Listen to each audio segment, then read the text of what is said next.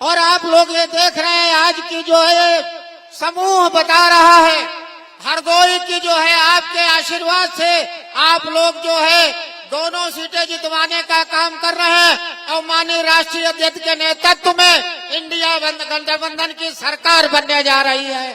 सरकार बनाने आप लोग जा रहे हो। इन्हीं शब्दों का साथ पुनः अपने नेता का स्वागत करते हुए, हार्दिक वंदन करते हुए, जय जय भीम। माननीय अखिलेश यादव, समाजवादी पार्टी। कहना बहुत था, लेकिन अब मैं अपनी सुरक्षित हरदोई लोकसभा की प्रत्याशी उठाओ जरा श्रीमती उषा वर्मा जी को आमंत्रित करूंगा। आए और अपनी अपील करें। श्रीमती उषा वर्मा जी।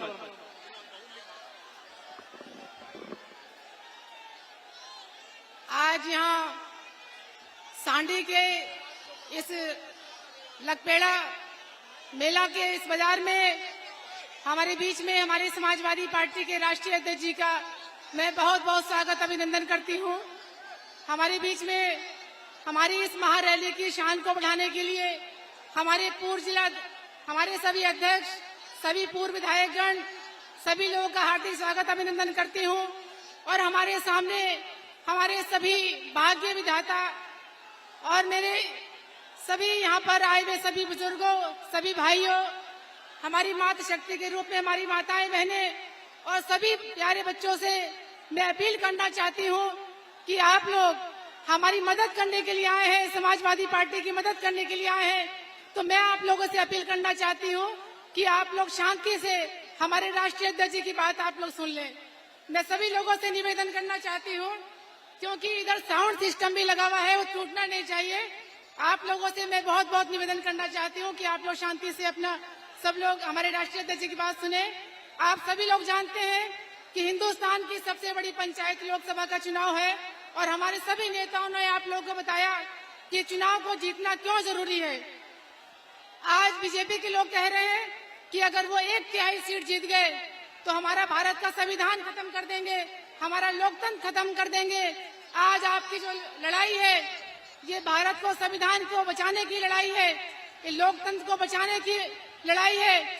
तो आप सभी लोग इस लोकतंत्र को बचाने के लिए साथ में हैं। सभी लोग लोकतंत्र, हमारे संविधान को बचाने के लिए साथ में हैं। आप लोगों ने हमारे परिवार को बहुत अपना आशीर्वाद, अपना सहयोग आप लोगों ने दिया। मेरे ससुर जी को आपने सांसद, विधायक, मंत्री यहाँ से बना के भेजा। मुझे आप लोगों ने 3 बार सांसद, विधायक और मंत्री बनाया। लेकिन मैं आप लोगों के बीच में आपकी बेटी और आपकी बहू के रूप में आप लोगों के बीच में आप लोगों का आशीर्वाद लेने के लिए यहाँ आई हूँ। आप सभी लोगों ने बीजेपी की सरकार को देखा है जो झूठ बोल करके आप लोगों के बीच में बनी है। कोरोना काल में जिस तरीके से लंबी लंबी लाइन इन सरकारों ने लगवाई, जिस तरीके से आप लोगों ने जन धन खाता खुलवाने के लिए लंबी लंबी लाइन आप लोगों ने लगवाई। 13 तारीख के लिए आप लोग तैयार हैं लंबी लाइन लगाने के लिए? 13 तारीख के लिए तैयार हैं सब लोग? समाजवादी पार्टी के चुनाव निशान साइकिल पर आप लोग वोट दें। आप लोग जानते हैं समाजवादी पार्टी और हमारी कांग्रेस पार्टी का गठबंधन है, आप पार्टी का गठबंधन है। हमारे मंच पर हमारे समाजवादी पार्टी के, कांग्रेस के सभी नेतागण हैं। मैं किसी का नाम नहीं ले पाई हूँ। हमारे जिलाध्यक्ष जी, हमारे कांग्रेस के जिलाध्यक्ष जी आशीष सिंह जी, हमारे सभी विधायकगण, सभी लोग और मैं आप सभी लोगों का शुक्रगुजार हूँ, इसलिए क्योंकि आप सभी लोग जानते हैं कि जिस तरीके से सीमित संसाधनों से आप लोग आए हैं, हमारे वाहन रोक दिए गए, लेकिन आज जो ये जन सैलाब निकल पड़ा है हमारी समाजवादी पार्टी को जिताने के लिए, मुझे पूरा विश्वास है कि आप लोग 13 तारीख में इस जन सैलाब को आप लोग वोट के रूप में बदल देंगे। सभी लोगों का बहुत बहुत धन्यवाद। जय हिंद, जय समाजवाद, जय कांग्रेस। ये थी हमारे प्रत्याशी। अब मैं चंद लाइनों के साथ आपको सीधे रूबरू कराना चाहता हूँ। राह में मुश्किलें तो होंगी मगर ठहरता कौन है? मौत कल आती है तो आज आ जाए, डरता कौन है? तेरे लश्कर से मुकाबिल मैं अकेला ही सही, फैसला मैदान में होगा, मरता कौन है? आइए श्री अखिलेश यादव जी।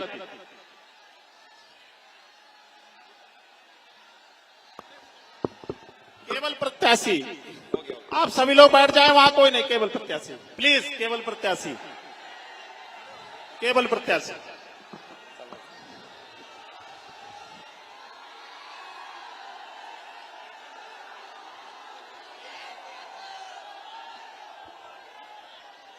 समाजवादी पार्टी के हमारे अध्यक्ष शराफत अली साहब और हमारे आपकी समाजवादी पार्टी और इंडिया गठबंधन की प्रत्याशी पूर्व सांसद श्रीमती उषा वर्मा जी, मंच पर उपस्थित पूर्व अध्यक्ष पम्मू यादव, पूर्व विधायक आसिफ खां बब्बू जी, पूर्व विधायक बाबू खां साहब, पूर्व विधायक श्रीमती राजेश देवी जी, अनिल वर्मा जी, शकी खां साहब, आशीष सिंह जी, प्रदेश महासचिव कांग्रेस पार्टी के सुभाष पाल जी, डॉक्टर अरुण मौर्य जी, प्रदेश सचिव समाजवादी पार्टी जगमोहन राजपूत जी, विमल मिश्रा जी, यदुनंदन लाल वर्मा जी, अनिल सिंह वीरू जी, सत्येंद्र सिंह पानू, संचालन कर रहे हमारे नगेंद्र मिश्र जी, विकास यादव से लेकर के हमारी पार्टी के सभी संगठन के और इंडिया गठबंधन के सभी दलों के पदाधिकारी और इस चुनावी जनसभा में आए हुए हमारे सभी किसान भाई, आदरणीय बुजुर्ग, माताएं, बहनें और बड़ी संख्या में मैं देख रहा हूं नौजवान साथी और पत्रकार बंधुओं, मैं सबसे पहले हरदोई जिले के और हरदोई लोकसभा के यहां उपस्थित आप सबका बहुत बहुत धन्यवाद और आभार प्रकट कर रहा हूं।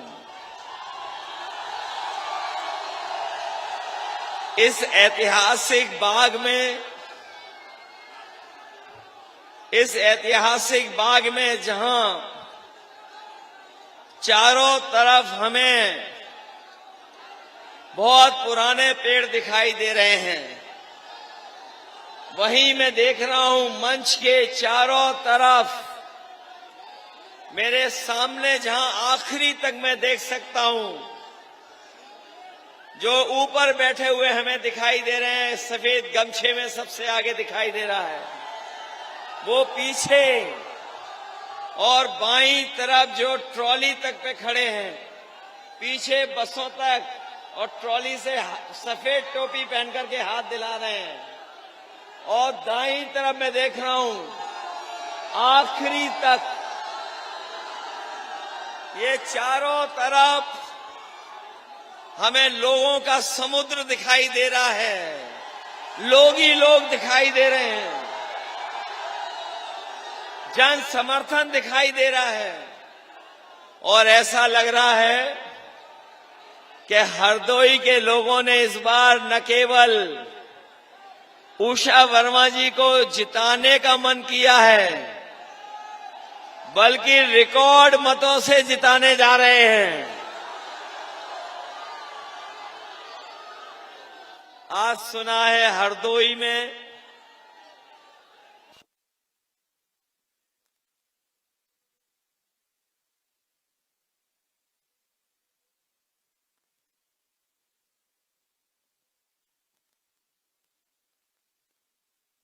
न केवल झूठ बोलता है, लेकिन ब्रह्मांड में सबसे ज्यादा झूठ बोलने वाली भारतीय जनता पार्टी के 2 नंबर के नेता आए हैं। 2 नंबर के नेता आए हैं, और वहीं और दूसरे दल के भी नेता हैं। इसलिए मैं ये कह सकता हूं, हरदोई की जनता इस बार भारतीय जनता पार्टी को वोट डाल डाल करके धोने का काम करेगी। इस बार वोटों से धुलाई बहुत अच्छा करने वाले हैं हरदोई वाले। जो सरकार पिछले 10 साल से सरकार में है, जिसकी आज हर बात झूठी निकली, भारतीय जनता पार्टी का हर वादा झूठा निकला। यहाँ हमारे किसान भाई हैं और किसान भाइयों के परिवार के हमें नौजवान सदस्य दिखाई दे रहे हैं। इन्होंने कहा था कि हम किसानों की आय दोगुनी कर देंगे।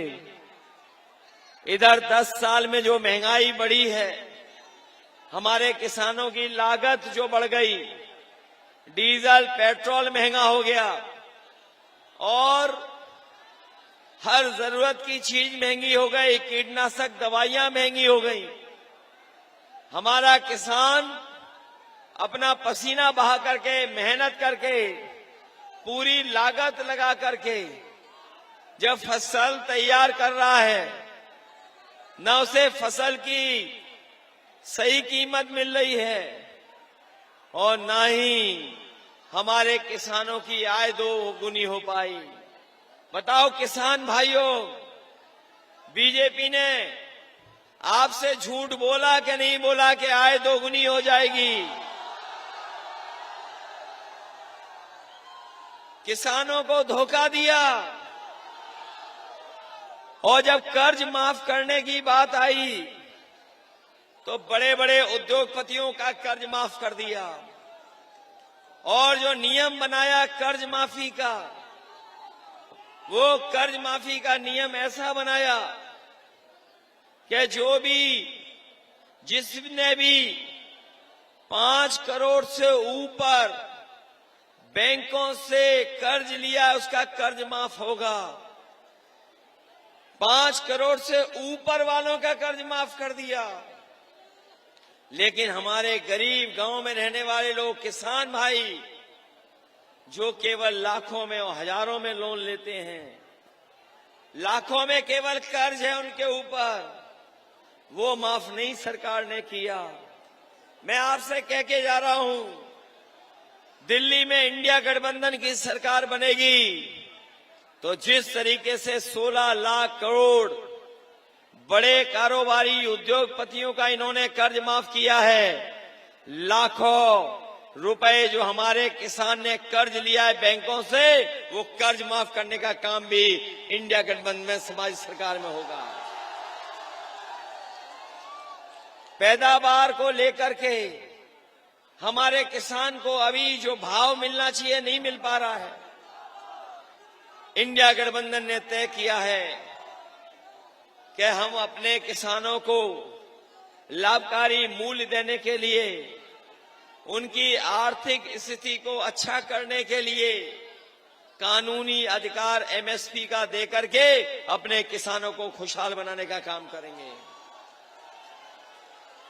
मैं देख रहा हूं बड़ी संख्या में नौजवान हैं और जिन नौजवानों ने पढ़ा होगा वो जानते होंगे अंतर्राष्ट्रीय स्तर पर जो बेरोजगारी को लेकर के रिपोर्ट आई है, वो रिपोर्ट ये बता रही है कि आज भारत देश में 83% नौजवान बेरोजगार है।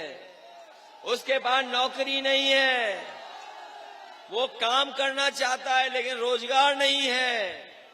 और इस सरकार ने तो हमारे नौजवानों के साथ उनके भविष्य से खिलवाड़ करने का काम किया। जो भी परीक्षा हुई सरकार में, हर परीक्षा का पेपर लीक कर दिया और एक लीक नहीं हुआ, 2 परीक्षाएं पेपर लीक नहीं हुई। अगर आप सही हिसाब किताब लगाओगे तो अभी तक 10 से ज्यादा ऐसी परीक्षाएं हैं जिनका जानबूझ करके इस सरकार ने पेपर लीक करा दिया। नौकरी नहीं मिली। ये नौजवान जो फौज में जाता था नौकरी, जवान बनने, सीमा की रक्षा करने, पहले तो इन्होंने भर्ती नहीं की और जब भर्ती शुरू की फौज की तो आधी अधूरी नौकरी, ये जो आधी अधूरी नौकरी लेकर के आए हैं, ये अग्निवीर वाली नौकरी हम अपने नौजवानों को कह के जा रहे हैं। ये अग्निवीर व्यवस्था हमेशा हमेशा के लिए खत्म होगी। इंडिया गठबंधन सरकार बनेगी तो आपको पक्की नौकरी देंगे, पक्की नौकरी देंगे। ये बीजेपी न केवल नौजवानों को नौकरी से दूर रख रही है, बल्कि अगर हमारे नौजवान सोचेंगे, विचार करेंगे, तो इन्होंने नौजवानों का 1/3 जीवन बर्बाद कर दिया। 1/3 जीवन बर्बाद हो गया। और अभी तक उत्तर प्रदेश में 60 लाख बच्चे ऐसे हैं, 60 लाख बच्चों का भविष्य अंधकार में डाल दिया, परीक्षा नहीं लिख पाए। और अगर 60 लाख बच्चों के मां बाप को जोड़ दें और परीक्षार्थी को जोड़ दें, तो अगर एक परिवार में 3 लोग जोड़ दें और 60 लाख नौजवानों का पेपर लीक किया,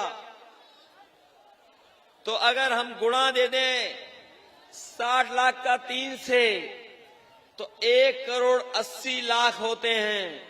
और यही 1 करोड़ 80 लाख अगर 80 लोकसभा में हम भाग दे दें, तो अग्निवीर और परीक्षा रद्द होने से हर लोकसभा में 2,25,000 वोट बीजेपी का कम हो गया। बताओ,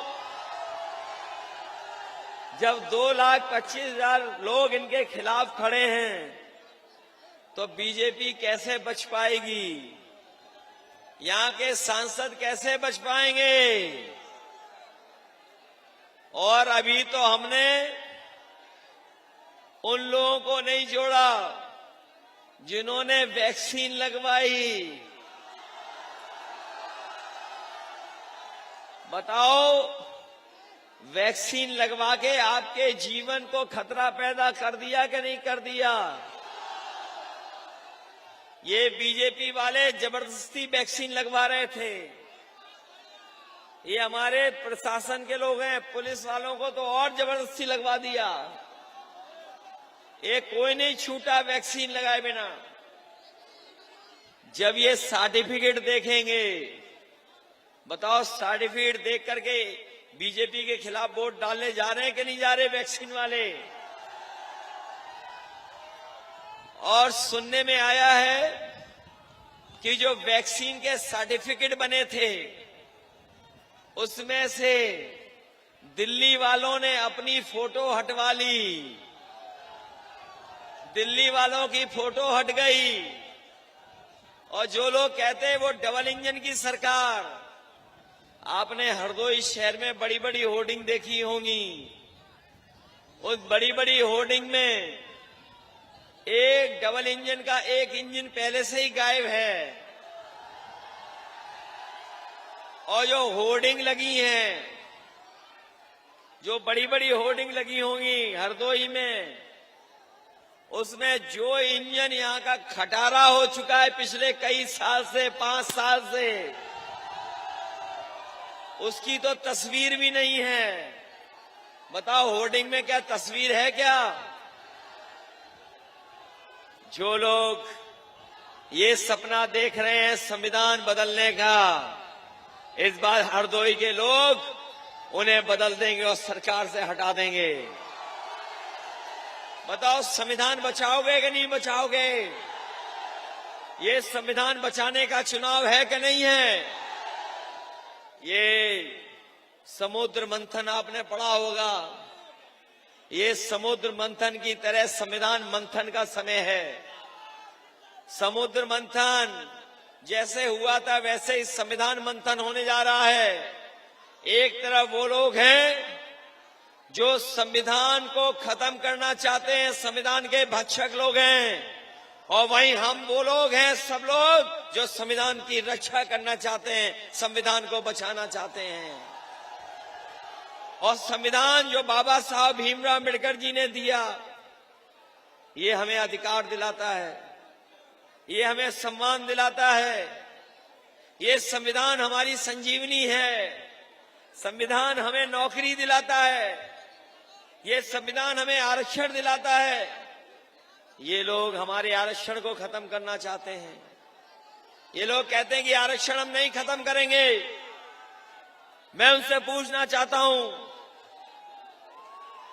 क्या ये जो हवाई जहाज वाला विभाग था, इसमें 1 लाख सरकारी नौकरियां मिलती थी, लगभग 1 लाख लोग रोजगार और नौकरी पाते थे। ये हवाई जहाज वाला विभाग बेच दिया बीजेपी ने। हवाई अड्डे बेच दिए, पानी का जहाज बेच दिया, बंदरगाह बेच दिया, LIC बेच दी, बैंकें बेच दी और संविदा में नौकरी दे रहे हैं। जो IAS बनते थे, जिसमें IAS में आरक्षण मिलता था, IAS की नौकरी भी खत्म कर रहे हैं।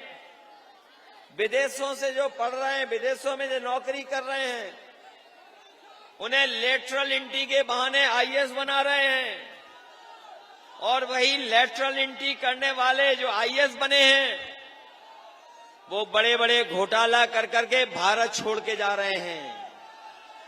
जिन्हें IAS बनाया बाहर से लेकर के, उद्योगपति तो भागे ही भागे थे, लेकिन जो लेटरल एंट्री से IAS बनाए गए थे, वो भी IAS घोटाला कर करके विदेश भाग गए।